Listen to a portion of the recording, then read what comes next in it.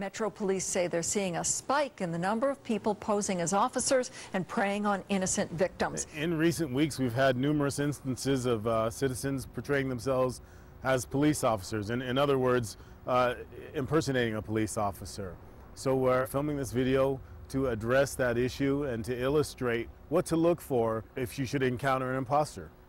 We've seen subjects modify their car to try and portray or act as if they're a police officer, a pretender. Some people might say a wannabe.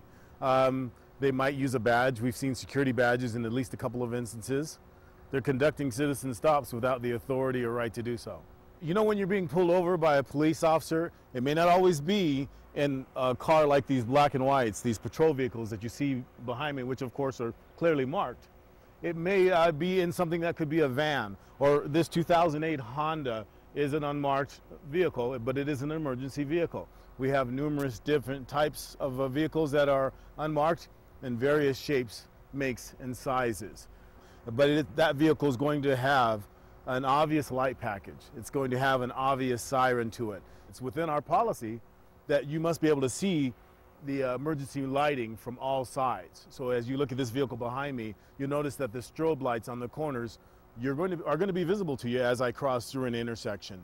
You're going to notice that it has the wigwag lights in the grill, and it has them in the windshield as well. When an officer pulls you over in an unmarked vehicle, they're going to be able to illustrate or show you the following, and that would be, of course, the Metro Star. This may be in this presentation like this, or it might be a flat badge contained within a wallet.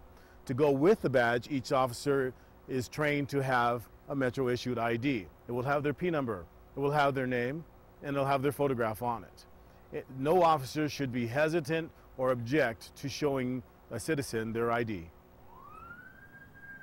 Also, the stop is going to match the mission.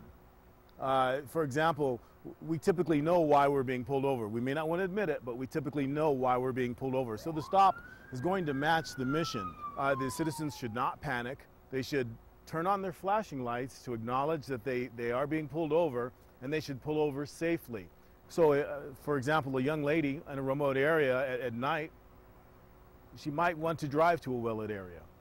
If a citizen's uncomfortable with the encounter, or they're unsure that it is in fact a police officer pulling them over, we would like to remind you that you can call 311 and verify that this is an actual authorized police stop.